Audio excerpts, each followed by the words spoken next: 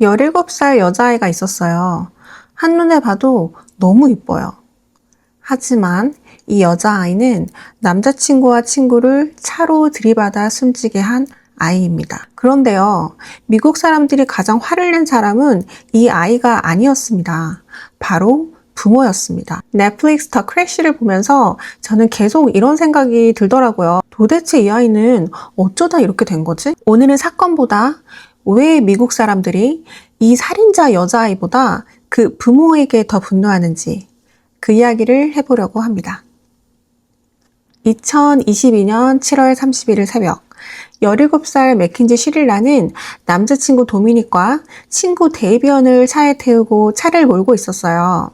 차는 시속 160km까지 속도를 올렸고 브레이크는 끝까지 밟지 않았습니다. 결국 두 사람은 현장에서 숨졌고 맥킨지만 살아남았어요. 처음엔 모두 사고인 줄 알았습니다. 그런데 검찰의 생각은 달랐어요. 이건 사고가 아니라 계획된 살인입니다. 그리고 그 판단에는 넷플릭스에서 다루지 않은 내용도 있었습니다. 왜인지는 모르지만 바로 GPS 기록입니다. 훌루의 Mean Girl Murders, 잔인한 여자 살인자라는 프로그램이 있어요. 여기에서는 이 부분을 꽤 중요하게 다루거든요. 검찰은 맥킨지가 사고 전 같은 산업단지를 여러 차례 방문한 기록을 제시했습니다. 17살 학생이 이유 없이 갈 만한 장소가 전혀 아니었던 거죠. 검찰은 이것을 사전 답사의 정황 증거라고 주장했습니다. 그리고 그 주장이 받아들여졌죠. 저는 여기서 궁금해졌어요. 도대체 이 아이는 어쩌다 이렇게 됐을까요? 그 답은 부모를 보면 보이기 시작합니다. 가장 먼저 학교에서 있었던 일이에요.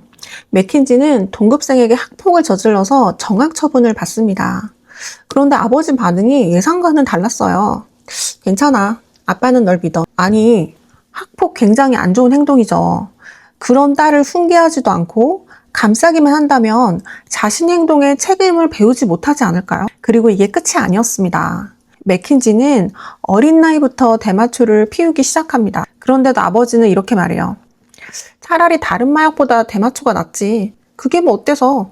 나도 하는걸? 당시 맥킨지는 아직 10대의 미성년자였어요. 대마초가 미국에서 유연한 편이긴 하지만 그래도 부모가 최소한 미성년자인 자녀에게는 선을 긋는 편입니다. 그런데 시간이 지나면서 더 놀라운 영상들이 공개되죠. 맥킨지는 운전을 하면서 대마초를 피우는 영상을 SNS에 올립니다. 숨긴 것도 아니고 약간 자랑하듯이 올려요. 또 다른 영상에서는 미성년자 친구들한테 이렇게 말합니다. 우리 이쁜 집에 너네를 초대해가지고 공짜 술에다가 공짜 대마초까지 제공해줬는데 고마워해야 되는 거 아니야? 이 말을 들은 사람들은 한 가지 의문을 갖게 됩니다.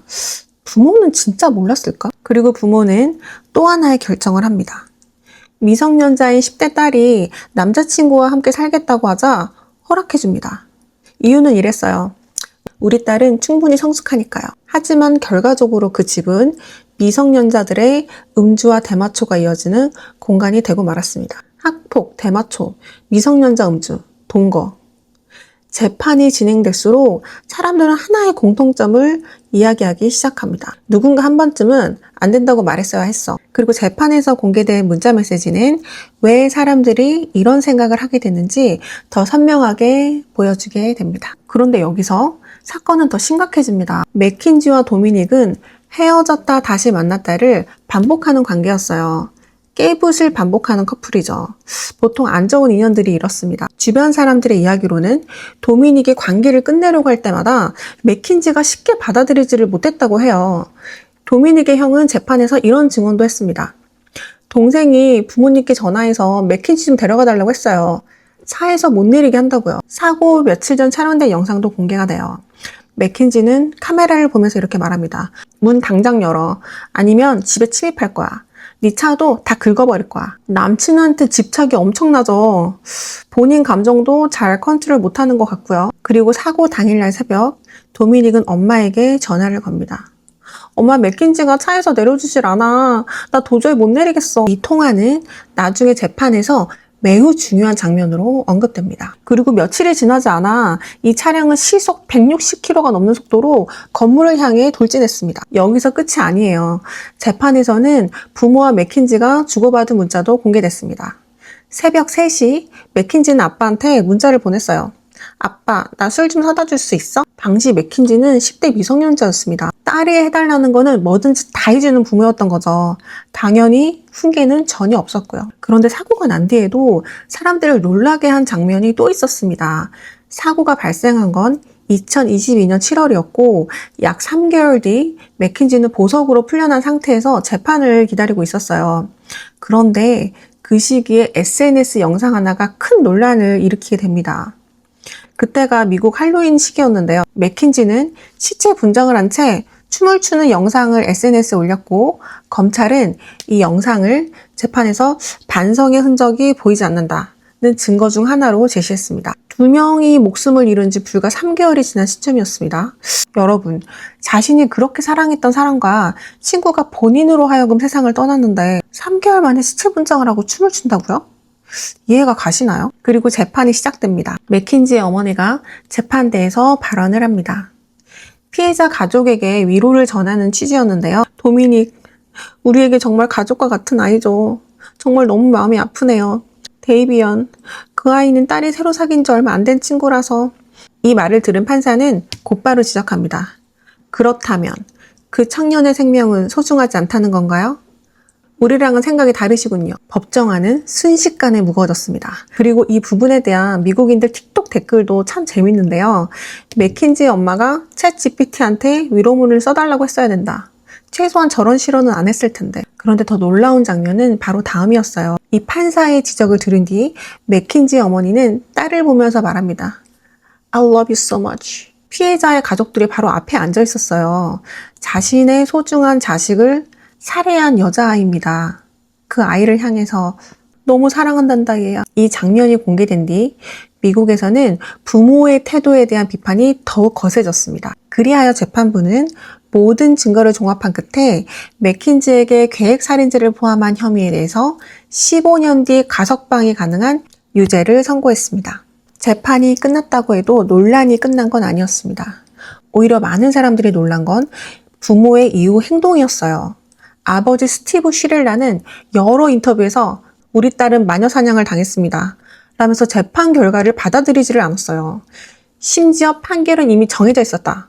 라면서 남자친구 도미닉 측의 힘으로 재판이 불리하게 진행됐었다는 발언도 해서 교사직이 정직 처분을 받기도 했어요. 어머니 역시 교도소에서 맥킨지랑 통하면서 피해자 가족을 evil people, 즉 나쁜 사람들이라고 표현한 내용이 공개됐습니다.